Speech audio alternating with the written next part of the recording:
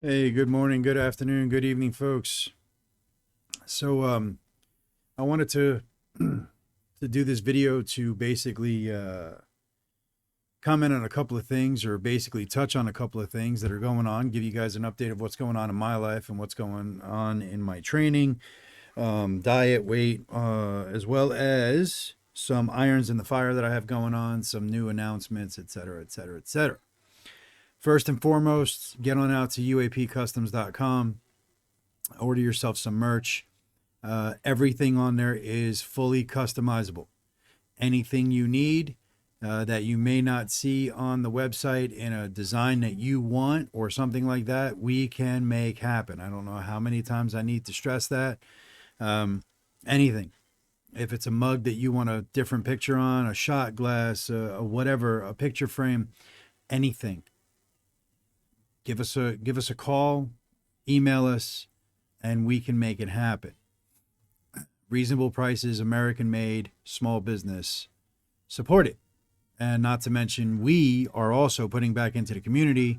We are sponsoring super matches such as Austin Jaggers versus Shane Owens, January 13th, 2024 at Camel City Classic 2. So it's not like we're just taking the money and running. We're also putting it back into the community. So support those who support you. All right. Because if we don't get support, we can't continue doing it. There, end of rant as far as that goes.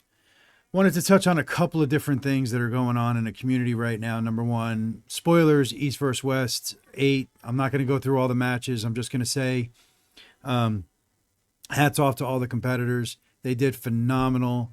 As far as getting there, being on point with their diet, their prep.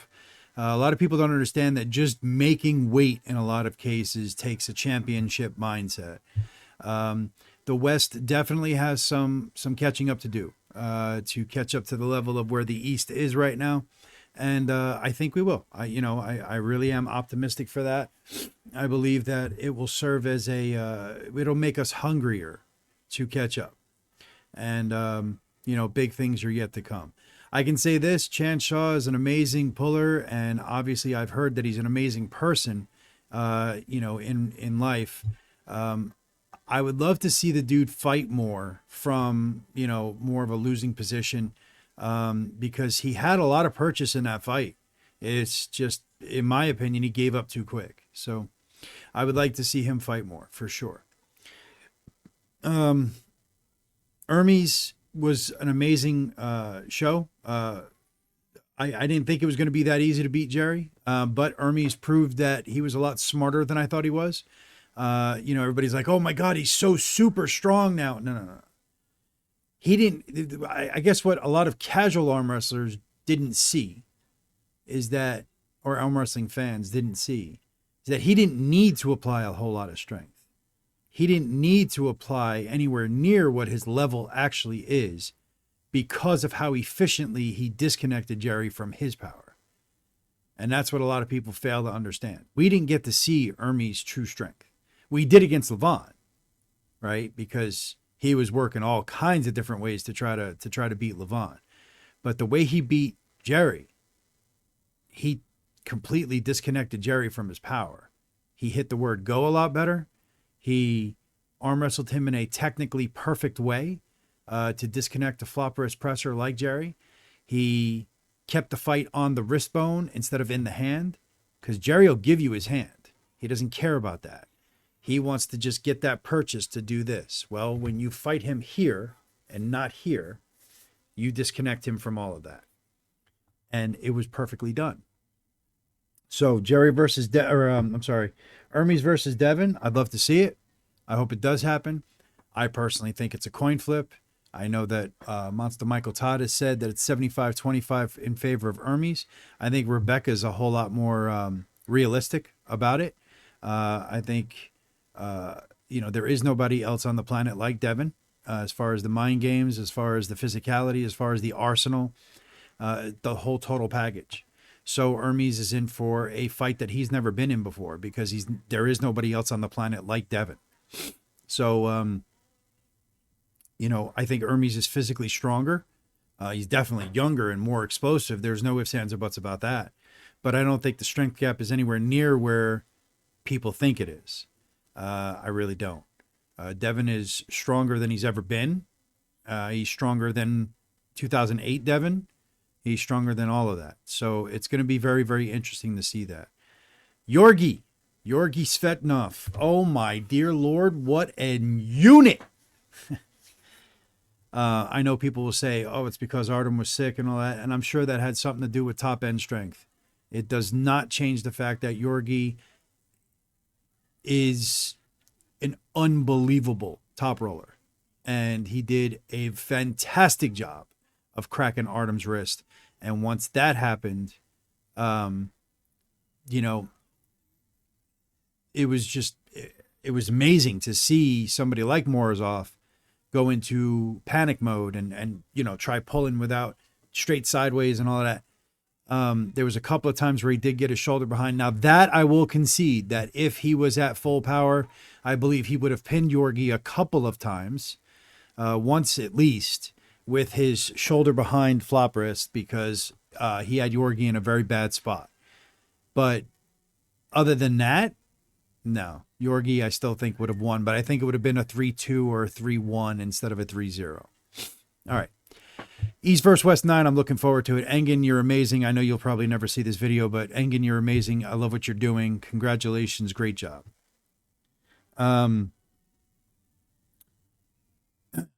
Right now, one of the biggest things that I'm seeing online is this whole $50 entry fee. You're not getting payouts, yada, yada, yada, all it is. All right. So the PAL events, the guy who's putting them on is doing a great job. From what I hear, it's great quality events, all of this. But like, I see people like Artem Taranenkov, which I'm a fan. Like, I'm a huge fan of Artem's, right? But I'm thinking he's hanging around Travis a little too much. And, thinking that we are just paychecks to him instead of paying attention to his fans and paying attention more to the sport instead of paying attention to just the paychecks. That's not a good road to go down. Again, I don't think Artem's ever going to see this video, but if he does, from just man to man, buddy, just caring about the money is never a good way to be. All right. It really isn't. I'm seeing him turn around and say, $50 or $100 entry fees is where we need to go, and, paying high quality refs. Well, I got news for you. Again, no slight on any of the refs that were there yesterday, but I saw some clips where there was questionable calls at best. Now, again, that's no slight on the refs, because I've seen refs at East versus West and King of the Table and WAL and WAL and all that WAF refs make bad calls, and I'm sure they make a whole lot more money than they do at one of these events for a state championship. Okay, so paying a ref more money isn't going to mean that all of a sudden you get higher quality refs. They're human beings. They're going to make mistakes. It's just that simple. So all it means is they have a better pedigree as far as their resume goes. Okay, but they're still human beings.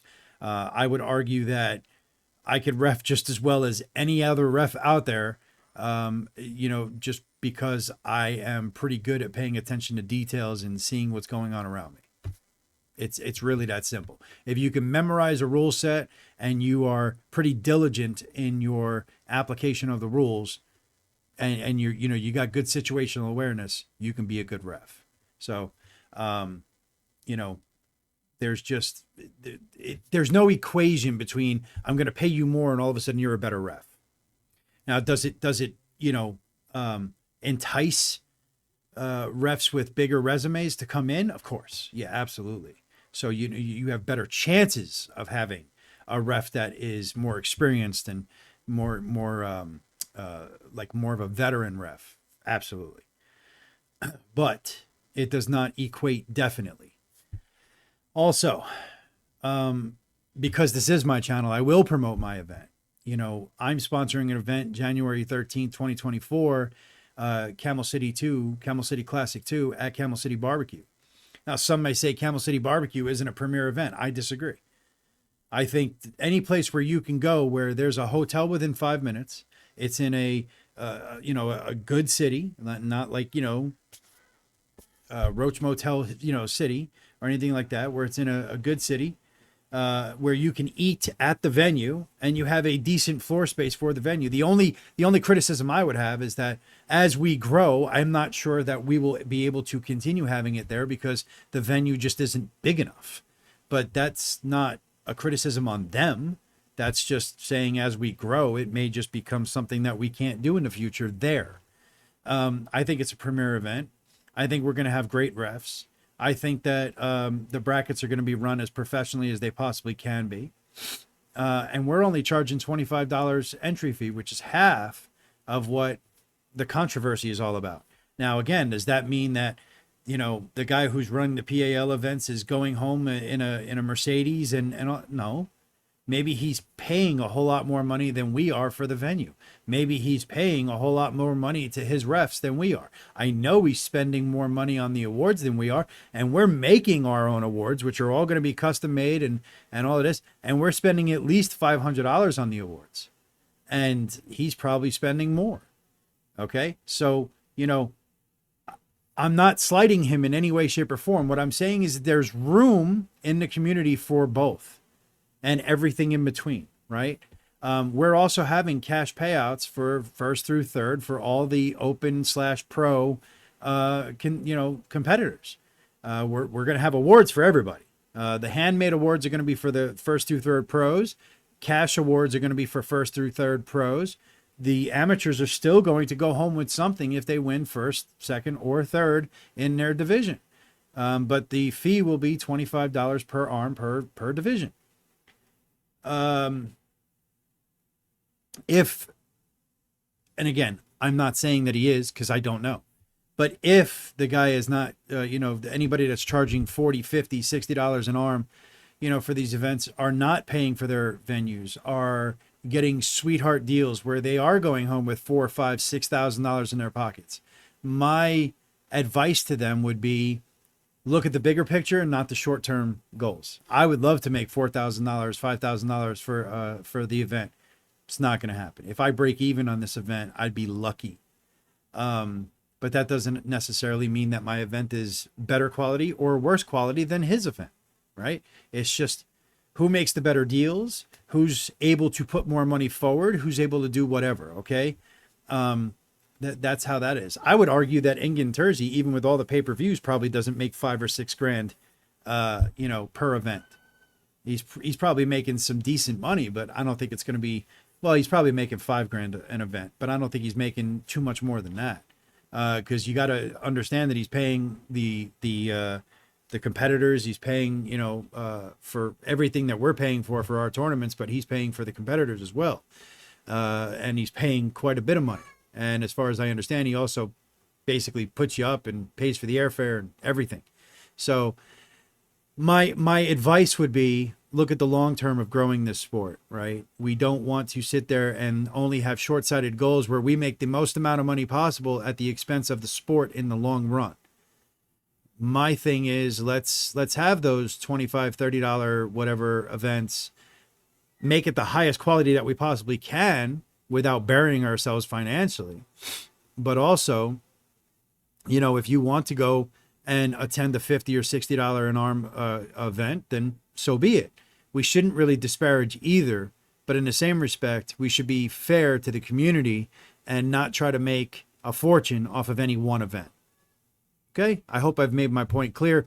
I'm not trying to disparage anybody, but I am also trying to say we should put the sport first and put ourselves, as far as, financial gain short term, last. We all should be looking to make money at this because that's how we all grow and that's how we continue to bring more and more people to the sport. But we shouldn't do it at the expense of the sport for short-term goals. Okay. Diet update. I've switched over to about 90% carnivore. I say 90% carnivore because I still have some ketchups and barbecue sauces and stuff like that. They're all keto friendly. We're very, very low carb, no sugar, et cetera, but they're not strictly carnivore. I'm not doing this for any other reason but to help me lose weight faster.